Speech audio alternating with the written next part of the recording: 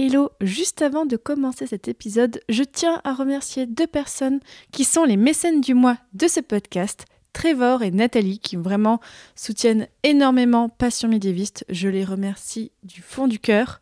Et si vous aussi vous voulez soutenir Passion médiéviste, eh bien je vous dis rendez-vous à la fin de l'épisode ou alors directement sur le site passionmédiéviste.fr/soutenir. Et maintenant, place à l'épisode du jour. Le Moyen-Âge est à la mode et j'en suis très heureux parce que je crois que cette époque a été absolument décisive. Je t'ai dit qu'elle soutenait sa thèse le 28 ? Une thèse sur quoi ? Les chevaliers paysans l'ont mis au lac de Paladru. Au lac de Paladru ! Passion médiéviste, l'histoire médiévale vue par ceux qui l'étudient.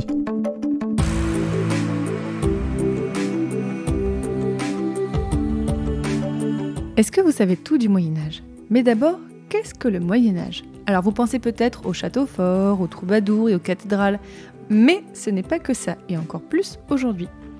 En général, on dit que c'est une période de 1000 ans, de l'année 500 à l'année 1500 en gros, mais vous l'entendez dans ce podcast, il y a autant de définitions du Moyen-Âge que de médiévistes. Je m'appelle Fanny Cohen-Moreau et dans ce podcast, je reçois des jeunes médiévistes, des personnes qui étudient le Moyen-Âge en master ou en thèse, pour qu'ils vous racontent leurs recherches passionnantes et qu'ils vous donnent envie d'en savoir plus sur cette belle période. Épisode 71, Terry et les Mayas, c'est parti. Excuse-moi, mais il y a des gens que ça intéresse ? Bonjour à toutes et à tous. Vous avez sûrement été intrigués par le titre de cet épisode, mais oui, nous allons bien parler des Mayas, un peuple d'Amérindiens qui vivent dans le sud du Mexique et au nord de l'Amérique centrale. Mais pourquoi parle-t-on des Mayas dans un podcast sur le Moyen-Âge ? Bon alors, techniquement, les Mayas ont en partie vécu au Moyen-Âge, selon les bandes temporelles que je donne toujours dans l'introduction, donc entre 500 et 1500.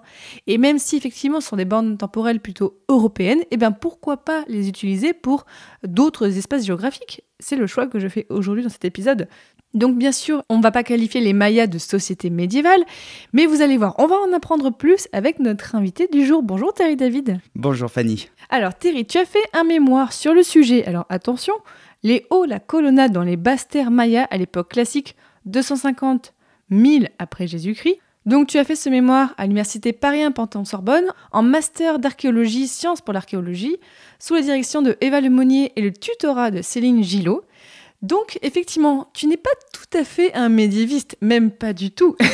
Pas du tout. On considère généralement en fait cette forme d'archéologie comme quelque chose qui appartiendrait à la préhistoire et à la proto-histoire. Mais moi, je t'accepte quand même. Même, je pense que si un jour un géographe travaille sur une zone géographique, mais au Moyen-Âge, mais moi, je l'accepterai dans ce podcast. Voilà, c'est un appel lancé comme ça. Donc, c'est la première fois qu'on parle dans ce podcast d'Amérique du Sud. Donc, je compte sur toi, Terry, pour bien nous expliquer, parce que moi, j'y connais pas grand-chose. Explique-nous, fais-nous voyager. Sur quelle zone géographique est-ce que tu as travaillé ? Je l'ai dit tout à l'heure, ton sujet parle des basses-terres mayas, mais ça veut dire quoi, en fait ? Effectivement, je travaille sur les basses-terres, donc ça comprend la péninsule du Yucatan, la petite bosse que vous voyez généralement entre l'Amérique du Nord et l'Amérique du Sud. Donc c'est vraiment ce qu'on appelle la Mésoamérique, donc ce qui est au milieu. Voilà. Donc c'est le Mexique actuel, c'est ça ? Exactement, en partie le Mexique, puisqu'on rappelle qu'on a le Yucatan qui fait partie du Mexique effectivement, mais on a le Belize, le Guatemala et le Honduras. Donc, ce sont des pays qui rentrent aussi dans cette zone maya. Et sur quelle période historique est-ce que tu as travaillé et qu'est-ce que tu appelles l'époque classique pour les Mayas ? Alors, nous avons plusieurs sous-périodes. Donc, on a l'époque formative. Donc, on rappelle, c'est 2500 à 1200 avant Jésus-Christ. Ensuite, on a le pré-classique. Donc, on est sur du 1200 à 250. Et le classique, donc là où je travaille, c'est 250 à 600, 800. Et on a le post-classique qui vient après, donc du 800 à 1000. Donc du coup, nous avons le post-classique juste après. Et quelles sont les premières traces qu'on a de la civilisation maya ? Est-ce qu'on peut dire depuis quand existe cette civilisation ? Oui, dans nos recherches actuelles, nous sommes à moins 2500 avant Jésus-Christ. Waouh, mais on peut déjà dire que c'est les Mayas, parce que tu vois, je vois par exemple en France, en fait, on a les Francs, mais ça a muté entre les Capétiens, et on ne dit pas que c'est les Francs jusqu'aux Valois. Là, on peut vraiment faire une continuité de moins 2500 jusqu'à l'époque que tu étudiais pour dire c'est le même groupe. Exactement, moins 2500 à 800, on va dire, 800, 1000. Encore, je suis vraiment très gentil parce que après on est sur des Mayas, mais avec les invasions toltèques, du coup on se retrouve avec différentes mœurs, une nouvelle culture, donc les Mayas toltèques, qui ont constitué la majeure partie des sites que la majorité connaissent, donc par exemple Chichén Itzá. Chichén Itzá, c'est pas du Maya classique, enfin en partie, mais qui a été reconstruit par des Mayas toltèques. Donc là, nous, on parle des Mayas avant que c'était cool, genre on parle des Mayas avant le mainstream, c'est ça? Voilà, exactement. D'ailleurs, c'est une question, est-ce qu'on peut vraiment dire civilisation pour parler des Mayas? Est-ce que c'est pas un abus de langage un peu européano-centré de qualifier tout ce qui naît, de dire les peuplades, tout ça, c'est très condescendant comme terme. Est-ce qu'on pourrait pas juste dire c'est un peuple comme les Francs ou voilà? Alors la question est tout à fait intéressante, et puis c'est vrai que dans toute la littérature mayaniste, on emploie le mot civilisation. C'est vrai que nous, en tant qu'étudiants, on ne se pose pas vraiment cette question, mais maintenant qu'on y réfléchit, oui, c'est assez eurocentré, puisque on se retrouve avec différents peuples, chacun a son mode de vie. En fait, il faut voir les Mayas. Alors, la comparaison est assez dure à entendre, mais c'est comme ça. En fait, ce sont des Grecs, on va dire. C'est des cités-États. Chacun a son propre fonctionnement, sa politique, ses mœurs et coutumes, on va dire, mais ils ont une culture mère. C'est celle qu'on connaît, la manière dont ils construisent, c'est pas la manière, mais les formes dont ils utilisent pour construire tel ou tel bâtiment, quel rite, voilà. Mais il y a des petites différences, c'est vraiment le jeu de la différence avec les Mayas. En fait, dans notre jargon, on préférerait dire site archéologique, site, mais jamais ville ou métropole ou quoi que ce soit, parce que c'est trop connoté en fait. Avec un peu de chance, Jamy, on va peut-être découvrir une cité inexplorée. Tu sais qu'ici, à la frontière entre le Mexique et le Guatemala, il y a la plus grande concentration de vestiges mayas. Des temples, des palais, des pyramides. Je suis sûr qu'on n'a pas tout découvert. Oh! Calakmul! La pyramide de Calakmul! Jamy, j'y vais. Fais attention quand même, hein. Les marches ont l'air glissantes. Et puis elles sont pas larges, les marches, hein. Alors Calakmul a été l'une des plus grandes cités mayas. On ne l'a retrouvée qu'en 1931, c'est vraiment pas vieux, hein. Regarde, Jamy, ici, nous sommes au cœur du monde maya. Ok, alors raconte-nous, qu'est-ce qu'on sait de comment étaient organisés les Mayas, mais du point de vue hiérarchique, en fait? Qui dirigeait les Mayas? Comment c'était organisé de ce point de vue-là? Faut voir comme un système pas de caste, mais de pyramide hiérarchique. Les pyramides pour les Mayas. Oui, voilà. Pardon. Oui, c'est ça, c'est tout à fait ça. Et justement, au bas de l'échelle, on a les prisonniers, les esclaves. Ensuite, nous avons les paysans.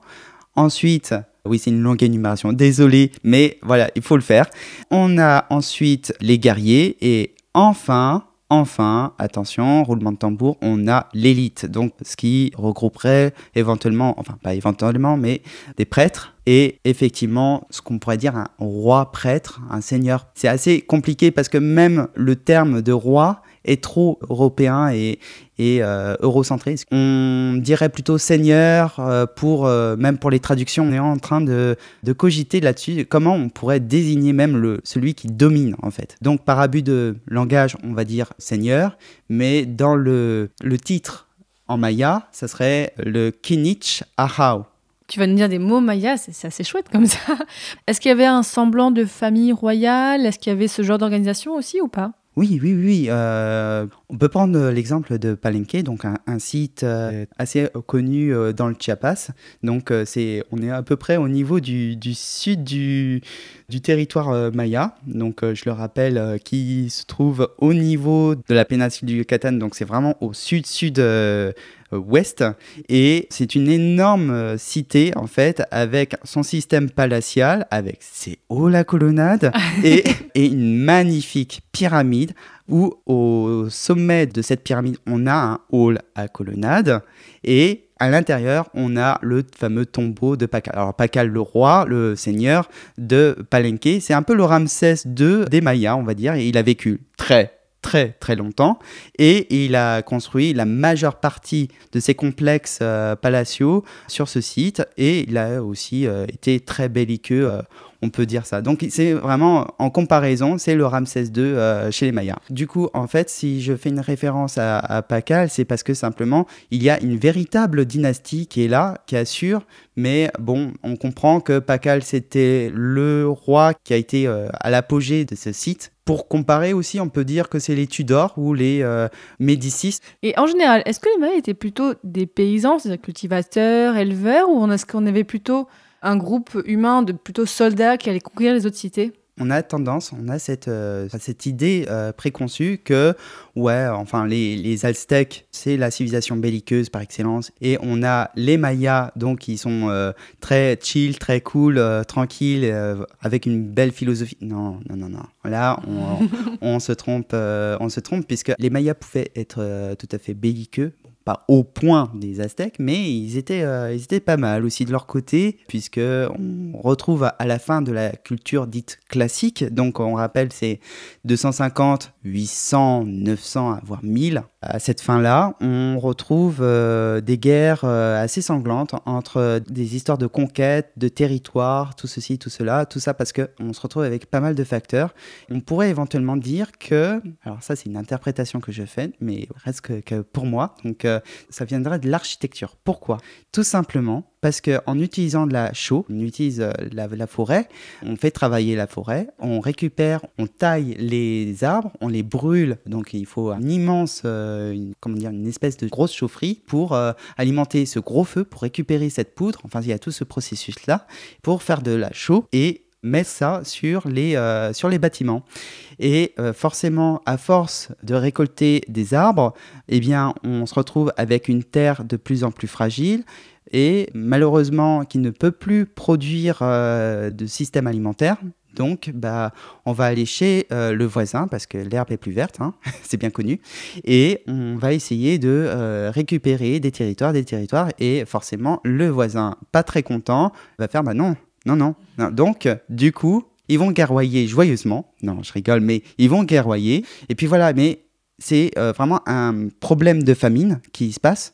C'est plus ou moins pour ça qu'on se retrouve avec ce qu'on pourrait éventuellement dire une petite chute des Mayas et qu'on pourrait parler de collapse. Alors, collapse, je résume, c'est l'ensemble des phénomènes sociaux et environnementaux qui fait qu'il y a une coupure en fait dans la civilisation même, donc cette fameuse chute. Mais il faut bien se mettre en tête, on n'a toujours pas trouvé la véritable cause de la chute des Mayas. Ça, on y reviendra effectivement un petit peu plus tard sur la chute des Mayas.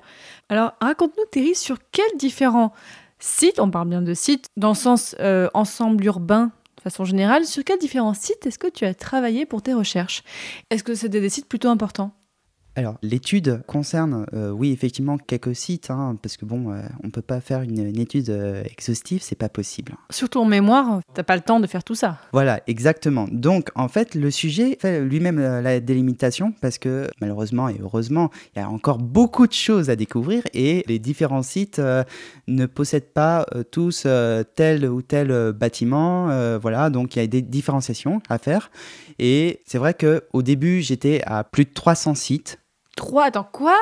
Oui. Tu as travaillé sur 300 sites différents pour ton mémoire ? J'ai travaillé sur 300 sites différents parce que il faut prendre tout en compte, pas que les gros sites, il faut aussi prendre les petits sites, donc voir est-ce qu'on a des différenciations. Donc c'est vraiment une question de comparaison et ce qui permet d'en tirer des typologies. Donc voilà, une histoire de comparaison et de calcul moyenne, métrique. Voilà, c'est un peu compliqué, certes, mais en fait, je me suis rendu compte que malheureusement, je ne pouvais pas traiter tout ça. Oui. Parce que 300, c'est rien. On a plus de 1000 sites sur Maya, sur l'ensemble de la zone. Et encore, je suis loin du compte, très très loin, puisque avec la nouvelle archéologie, donc avec le LiDAR, c'est quoi le LiDAR ? Le LiDAR permet justement de découvrir des sites, on va dire ça comme ça, à travers des territoires un peu touffus, voilà, on va dire ça comme ça, ou sous le sable, voilà. Donc, on a sur des environnements qu'on va dire difficiles. Et puis, loin de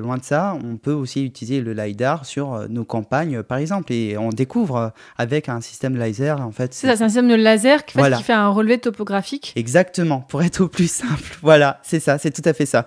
Et donc, en fait, ça permet de relever toutes les différentes niveaux, en fait, de se rendre compte que nous, on ne verrait pas à l'œil humain, mais en fait, c'est comme ça qu'on se rend compte que, en fait, là, ça fait un petit tracé dans la terre, et là, ça se rend compte comme ça qu'on peut avoir des bâtiments, les différentes élévations qu'on peut avoir sur le sol et qui sont un peu cachées dessous. Exactement. En fait, là, il y a eu un programme de recherche qui a été extraordinaire. En 2016-2018, on a retrouvé plus de 60 000 nouvelles structures sur le site de Tikal. Donc, c'est quand même grand-chose. Tikal qui, je rappelle, se trouve au niveau du Petén. Donc, le Petén, c'est vraiment le centre de la zone Maya. C'est là où tout se déroule, on va dire, notamment avec les Khan, avec les... Enfin, il y a tellement d'histoires, voilà. Et donc, quels sont les principaux sites sur lesquels tu as travaillé, les plus importants, on va dire ? J'ai pris Tikal, j'ai pris Chichén Itzá. Alors oui, je vous donne des noms, mais aussi des tout petits comme Kounlich. Bon, ça paye pas de mine, mais c'est intéressant. Ou Ikil, ou voilà, il y a tellement de sites intéressants. Mais ce qui se passe, c'est que, comme je l'ai dit, l'étude de l'archéologie du bâti, c'est quelque chose de novateur. Donc le temps de prendre en considération chaque élément et tout. Donc les plans sont assez flou, on a encore pas mal de choses à refaire, à revenir. Et là, par exemple, j'ai repris le travail d'un grand spécialiste, donc Andrews, qui a répertorié avec sa femme tous les sites mayas, enfin une grande partie des sites mayas.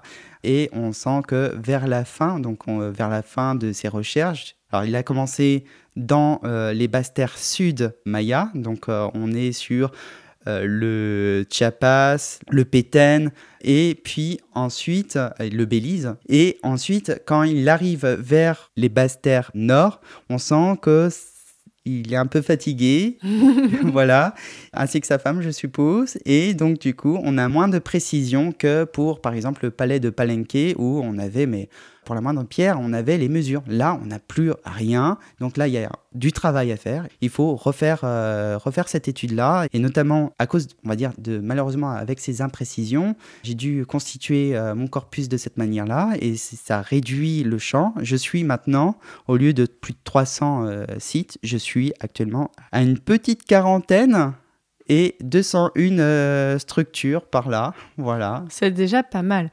Alors justement, Thierry, comment est-ce que tu pourrais décrire l'habitat et l'architecture maya pour quelqu'un qui n'a jamais vu ça ? Quels sont les éléments qui permettent l'unité dans l'architecture maya ?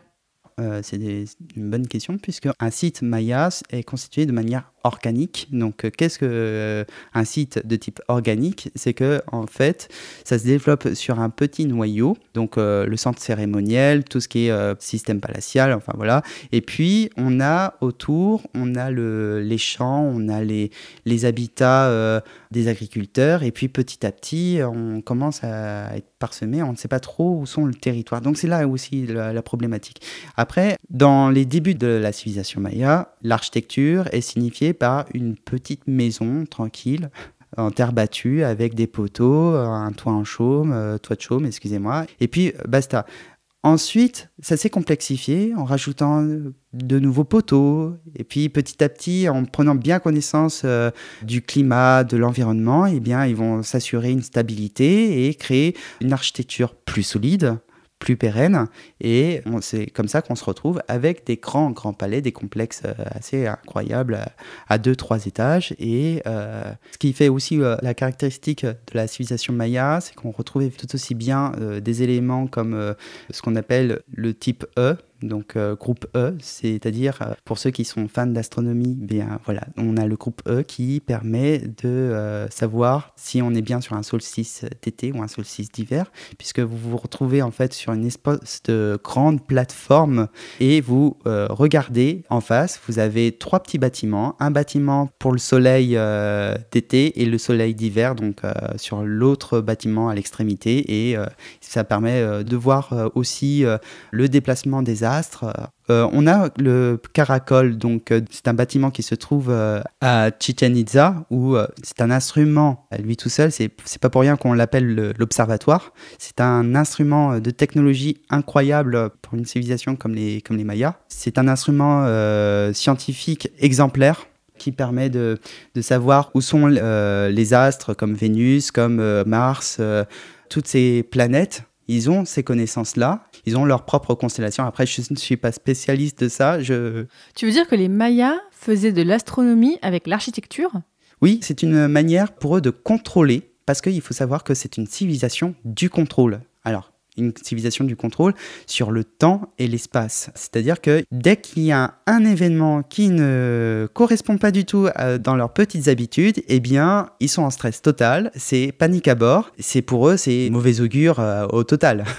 Ça me permet de parler un petit peu rapidement du calendrier Maya. Alors, on en a entendu parler il y a quelques années, comme quoi le calendrier Maya permettait d'annoncer la fin du monde, Mais alors, le calendrier Maya, en fait, fonctionne beaucoup avec l'astronomie, c'est ça ?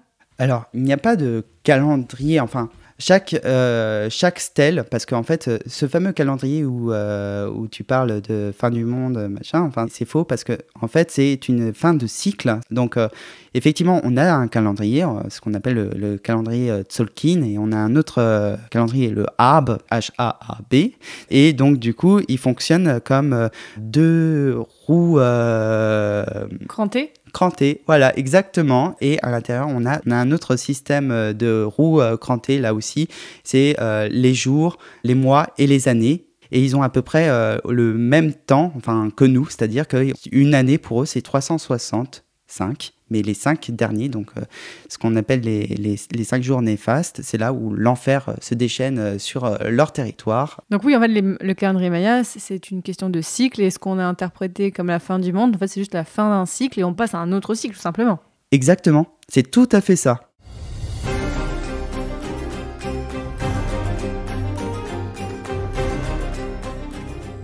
C'est entre les années 300 et 900 que se développe en Amérique l'une des plus brillantes civilisations, celle des Mayas, un peuple qui apparaît vers l'an 2600 avant Jésus-Christ.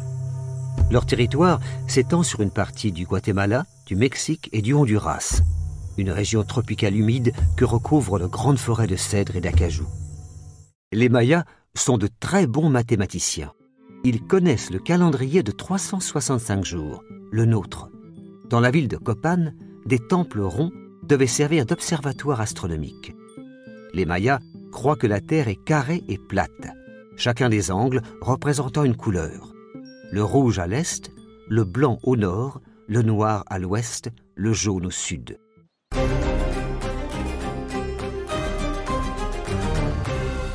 Et si on revient donc à l'architecture, tu as travaillé sur un type particulier donc d'architecture, les halls et les salles à colonnades. Quelle place ont ces éléments dans l'architecture maya ? En fait, on en trouve partout, mais absolument partout, limite, sur les temples, sur les palais. Et encore, je peux aussi revenir sur le terme palais parce que c'est un terme... Alors, je reviendrai sur ta question, t'inquiète pas. C'est juste que je mets un petit point sur les palais. C'est un terme qui a été utilisé par les Espagnols au XVIe siècle parce qu'ils ne pouvaient pas savoir à quoi pouvaient correspondre ces grands bâtiments à 2-3 étages avec plusieurs colonnes. Enfin, ça ressemblait presque à des palais européens. Donc, ils donnaient le terme palazzo pour dire palais. Et en fait, malheureusement, on a gardé ce terme générique pour se comprendre entre spécialistes et puis pour parler de manière vulgaire. Mais actuellement, ça fait encore débat, on ne sait toujours pas comment les nommer. Enfin, c'est une question qui est encore très épineuse puisqu'on a justement un ouvrage qui traite sur cette problématique-là, donc Maya Kingship, donc lors du dernier, ce qu'on appelle symposium, donc une grande assemblée dans l'année où on essaye de trouver, de redéfinir un peu certains termes qui sont encore mal exploités et malheureusement encore, on reste encore sur des imprécisions. Maintenant, je reviens sur mes hauts la colonnade. Alors, oui, on les retrouve sur les palais, sur les temples, etc., etc. Mais en fait, qu'est-ce que c'est qu'un haut la colonnade ? Eh bien, dans mon mémoire, j'ai traité en 2 temps. Le premier temps, c'était de savoir, mais qu'est-ce que c'est qu'un hall à colonnade ? J'ai défini chaque terme, hall et colonnade. Oui, ça fait un peu bizarre, mais c'était très important pour savoir c'est quoi. C'est un abus de langage, c'est quoi vraiment ? Et en fait, je me suis retrouvé devant un gros problème, c'est qu'on utilise à tort et à travers ce terme-là. Et quand je commençais à en parler autour de moi avec les spécialistes, c'était déjà très problématique parce que dans la tête des chercheurs, eh bien, ça correspondait à ce type de bâtiment, puis à d'autres types, et puis, mais ça revenait plus ou moins au même, mais sans vraiment être. Donc là, la première partie de mon mémoire, c'était pour traiter la définition de hall à colonnade pour devenir structure ou salle à colonnade. Et encore, le terme est très très gros parce qu'en fait, on ne peut pas parler de colonnade là aussi parce que ça discriminait forcément les autres supports verticaux. On aurait tendance à imaginer que les supports verticaux, c'est pour soutenir, alors que les bâtiments sont assez robustes pour se maintenir. Mais ça peut être des éléments soit codifiés qui permettent de dire, tiens, ça peut être servir à ça. Et c'est pas forcément que du décor, c'est ça ? Ça peut être du décor comme ça peut être fonctionnel. Enfin, pour l'instant, je préfère me taire parce que je n'ai pas assez vu là-dessus. Parce que les fonctions, on ne peut que les travailler que si on est sur le terrain et que si on a le matériel archéologique avec nous. Donc là, pour l'instant, je préfère me taire. Et là, en fait, mon étude, c'était vraiment sur la définition en elle-même, sur de haut la colonnade. Donc, du coup, dans les supports verticaux, donc je reviens, oui, parce que c'est des comebacks là. C'est généralement des poteaux, des colonnes, des pilastres. On a des pilastres. On a des piliers, principalement des piliers dans les basses terres sud, centrales. Et quand on arrive au nord, donc on est déjà au post-classique. Donc oui, on commence à voir en fait un cheminement qui se fait comme un arc de cercle vers le haut. Après, voilà, c'est très interprétatif parce que au niveau des datations, le problème c'est que chaque souverain va reconstruire sur d'autres bâtiments. Donc du coup, on se retrouve avec des poupées gigognes sur place. Voilà. Si on revient à la société maya en général, alors on parlait du calendrier tout à l'heure, un autre cliché qu'on a beaucoup sur les Mayas, c'est tout le côté sacrifice avec la religion et tout ça. Est-ce que tu peux nous parler un peu de la religion maya ? Alors, on pense que les Mayas, comme les Aztèques, sacrifiaient énormément, que c'était à la chaîne, limite on voyait que ça tous les jours. Non, s'ils sacrifiaient, c'était vraiment en cas d'extrême urgence. Par exemple, on pouvait sacrifier une enfant, pour ramener la pluie, pour ramener ceci, cela, parce que c'était la dernière chance. On faisait des sacrifices, ça peut être des sacrifices quotidiens, ça va être le souverain qui va le faire. C'est-à-dire qu'il va se percer le prépuce. Pardon ? De façon quotidienne ? Quotidienne, pratiquement. Mais non. Oui. Et soit se percer la langue. Et ça, avec un seul instrument, donc on imagine, eh bien, c'est pas quelque chose d'assez petit, c'est quelque chose d'assez costaud, c'est ce qu'on appelle l'aiguillon de raie. Donc, il se perçait et attachait tout ça pour bien faire couler le sang avec une petite ficelle. Donc, il passait à travers la langue ou le prépuce, selon le rite. Et on mettait le sang qui coulait directement dans une petite coupelle et on faisait brûler avec l'aide du papier imbibé de sang, voilà. Ah oui, je m'attendais pas à ça en posant cette question. Donc c'est une forme de sacrifice, mais sans forcément tuer quelqu'un. C'est juste un sacrifice corporel. Exactement, pour le bien de la communauté. Donc ce qui forme aussi l'unité. Et si c'est pour le bien de la communauté, je comprends. Évidemment, ce n'est pas le seul à le faire. Ce rite-là est plus ou moins pour le Seigneur, mais on a des petits sacrifices par-ci, par-là. Ça peut être un don d'objets, ça peut être un don au niveau des animaux. On peut, mais bon, les sacrifices humains, ce n'est pas quelque chose qui est typique des Mayas, mais c'est vraiment en cas d'extrême urgence, comme on a pu le constater dans les fouilles de cénotes. Alors les cénotes, ce sont des petites cavités naturelles, parce qu'il faut savoir qu'avec les fouilles actuelles, on a pu voir avec les cénotes une multitude de sacrifices humains, mais ça, c'est vraiment pas en dernière minute du classique, mais c'est dans les derniers moments du classique, là où tout commence à capoter, on va dire ça comme ça. Et on voit qu'il y a de plus en plus de squelettes femmes, enfants, personnes âgées. Tout le monde y passait. Enfin, tout le monde y passait. Oui, sauf les hommes, bizarrement. Si, il y a des hommes, Mais on retient qu'il y a beaucoup d'enfants, tout simplement parce que ce sont les offrandes les plus précieuses qu'on puisse avoir, qu'on puisse donner à un Dieu. Donc, c'est la mort de son propre enfant. C'est intéressant à penser. Alors, pour faire un petit parallèle chronologique, tu parlais tout à l'heure tu as aussi étudié donc à peu près au 8e, 9e siècle. Et bien, à cette époque-là, en Europe, on a les Carolingiens, on a Charlemagne, et ça fait toujours étonnant de se dire, bah oui, Charlemagne a vécu au même moment que les Mayas.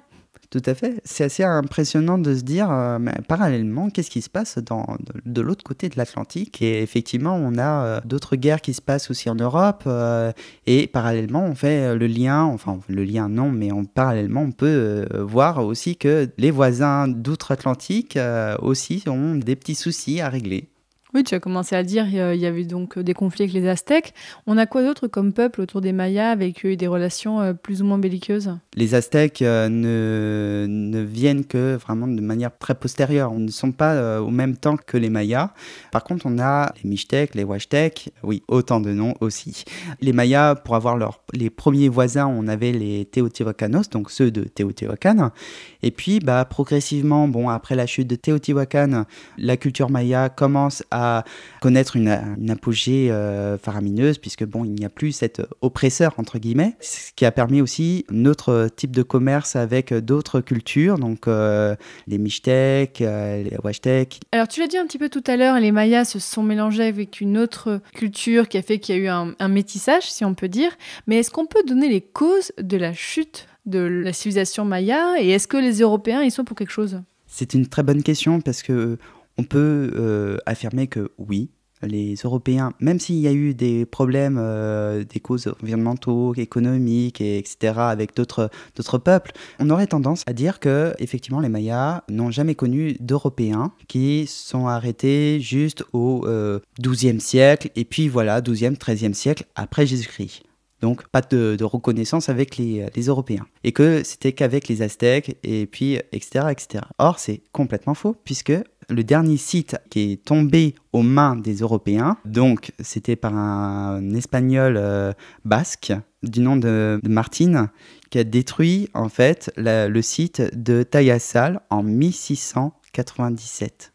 Ah oui, donc bien après le début des découvertes et compagnie. Exactement. En fait, Martin de Ursua, un conquistador espagnol basque, qui a effectivement conquis, n'a pas détruit, enfin, il y a eu de longues décennies avant que ça soit détruit, mais a essayé de conquérir cette cité, parce que c'était le dernier site maya connu, enfin, le dernier bastion des Mayas. Et effectivement, il y avait encore pas mal de gens qui y vivaient et tout ça, donc ça prouve que la civilisation maya était encore bien vivante. J'ai justement lu le rapport de Martin de Ursua directement. C'est un texte qui a été traduit et retraduit. Et ça fait un peu bizarre quand j'étais au Quai Branly à découper feuille par feuille pour lire du vieil espagnol. C'était assez difficile de lire, parce que c'est pas autant la langue, c'était difficile, c'était pas un vieil espagnol, mais c'est simplement que c'est de la manière dont il parle des locaux, donc en tant qu'indigène. C'est assez difficile, même moi, rien qu'en le disant, c'était très dur, parce que il parlait de massacre, il était content de ce massacre parce qu'il le faisait au nom de Dieu. C'était très dur à lire ça. Alors tiens, justement, je voulais te demander, parce qu'on a beaucoup parlé d'archéologie jusqu'à présent, mais effectivement, tu t'es aussi appuyé sur des textes pour tes recherches ? Alors pour composer ma recherche, effectivement, j'ai dû passer par toute la littérature qui me venait en main. Ça peut être des articles, ça peut être des livres, ça peut être tout ce que je pouvais retirer au niveau des hauts la colonnade, et ça a été très difficile. Déjà, j'ai fait une étude de 2 ans, et la première année, ça a été une année désastreuse, parce qu'en fait, il y a très peu d'études dessus. J'ai composé avec 4 articles qui traitent de manière synthétique, ou parler directement, mais sans vraiment rentrer dans le sujet. Bon, après, c'est le but de ma recherche aussi, c'est de pouvoir découvrir à quoi correspondent ces hauts la colonnade, mais les plans sont sont inexacts, c'est-à-dire qu'on n'a pas de nord-sud, ou d'autres n'ont pas de système de graduation. Donc là, ça devient très compliqué. Quand il faut énumérer les sites, quand il faut dire tiens, ça fait tel ou tel mètre, non, on peut rien faire. Donc c'est pour ça qu'en fait mon sujet, au lieu de 300 sites, je me suis retrouvé avec 40 parce que je ne pouvais pas composer un mémoire avec que des points d'interrogation. Et tu as pu lire aussi donc des rapports de fouilles parce que je pense qu'on l'a compris, tu n'y es pas allé, tu n'as pas pu faire des recherches sur place. Effectivement, je ne pouvais pas aller directement sur place, mais on fait avec ce qu'on a. Donc, c'est-à-dire que non, je n'ai pas les rapports de fouilles. Donc, ça, c'est sous clé. Je peux rien faire avec. Il n'y en a pas qui ont été publiés qui permettraient de travailler dessus ? Il y avait aussi le rapport de fouille que j'ai eu, juste celui du Belize. Tu vas rire, mais c'est celui du site de Normoul qui se trouve au Belize, qui était ultra bien documenté. C'était vraiment extraordinaire. C'était vraiment génial. J'ai pu me délecter, on va dire, et pour me dire que finalement le site a été détruit par une entreprise routière. Mais non. Si. Donc du coup, Dieu merci, l'archéologue en chef du programme a pris vraiment les mesures, a fait vraiment le truc tip-top. Enfin, c'était du pain béni. Après, je me suis consacré, donc deuxième année, c'est là que j'ai découvert par pur hasard un site internet, donc un site académique qui proposait de mettre en ligne toutes les recherches d'un certain Andrews. Et justement, je découvre d'année en année, donc les 70 ouvrages qu'il a pu mettre, je les ai lus, remachinés. Il les a écrits quand ? Ça a été publié dans les années 90, mais globalement, on peut remonter dans les années 70 en fait. Ce sont de vieilles recherches, mais il a repris tout ça bout à bout et puis il a remis ça, republié dans les années 90. Mais donc, est-ce qu'il reste encore des choses à étudier sur les Mayas aujourd'hui ? Énormément de choses.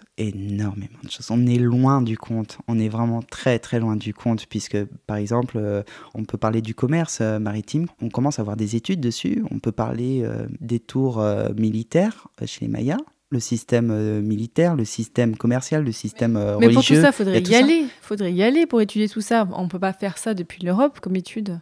Et voilà, exactement. Et, je pense que ça va être, pour le prochain chapitre, ça va être d'aller, let's go en Amérique, et puis voilà. Tu aimerais faire ça ? Ah bah oui. Alors là, franchement, oui.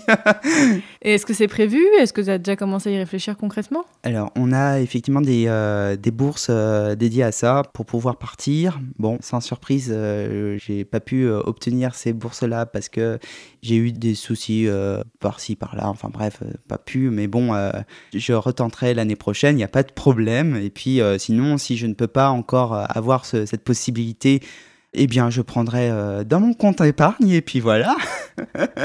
Alors justement, pour finir, Terry, est-ce que tu aurais des conseils à donner pour des personnes qui voudraient étudier, alors, soyons général, des civilisations précolombiennes, en tout cas depuis l'Europe ? Le gros conseil que je peux donner quand on est européen, qu'on est un occidental ou même n'importe, et qu'on veut étudier les civilisations précolombiennes, ou n'importe quelle civilisation, c'est d'essayer d'oublier tous ces propres concepts, ces notions que nous avons, nous, en tant qu'occidentaux, c'est-à-dire qu'il faut oublier notre propre culture et d'ingérer la culture qui nous intéresse, ce qui permet de nous mettre dans un état, on va dire, autre, pour pouvoir comprendre au moins une petite notion de telle ou telle culture. Enfin, moi, c'est comme ça que je fonctionne. Je refuse catégoriquement d'arriver comme un conquistador, voilà. Je veux absolument comprendre et me mettre, on ne peut pas être dans la peau de quelqu'un qui est issu d'une autre culture parce que c'est un autre mode de pensée. C'est ça qui est très difficile comme jeu. Il faut le faire, il faut essayer, et puis c'est pas essayer, c'est à faire. Désormais, chers auditeurs et auditrices, vous en savez beaucoup plus sur les Mayas. Et oui, on n'en avait jamais parlé dans ce podcast, maintenant vous en savez beaucoup plus. Donc merci beaucoup Terry David, et bonne continuation pour tes recherches. J'espère que tu pourras voguer vers d'autres rives pour étudier tous ces Mayas encore plus. Donc auditeurs, auditrices, comme d'habitude, vous le savez, sur le site passionmédiéviste.fr, je mettrai un article en lien avec cet épisode. Donc on mettra des cartes, on mettra plein de choses pour que vous aidiez à vous retrouver. Si vous voulez en savoir plus sur les Mayas, alors je peux vous conseiller aussi un autre podcast, le podcast Culture 2000, qui a consacré il y a quelque temps un épisode aux Mayas. Donc je je vous mettrai un lien dans la description de l'épisode. Et si vous voulez soutenir ce podcast, eh bien vous savez déjà que vous pouvez le faire en parlant du podcast autour de vous le plus possible. Et si vous voulez contribuer au développement de ce podcast et au financement participatif, eh bien je vous explique tout sur le site passionmédiéviste.fr/soutenir. Et ce mois-ci, je tiens à remercier Lexine, Rino, Laure, Claire, David, Florent, Loïc, Thomas, Virginie, Frédéric et Laura. Merci beaucoup à tous les mécènes de ce podcast. Et dans le prochain épisode de Passion médiéviste, on parlera d'un sujet totalement différent, mais vous allez voir, il va être passionnant. On va parler des carreaux de pavement. Salut!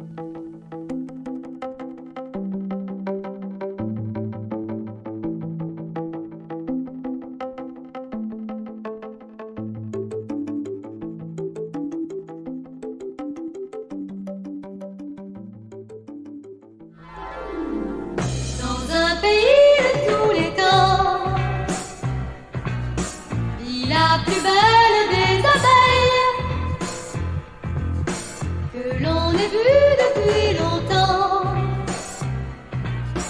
s'envoler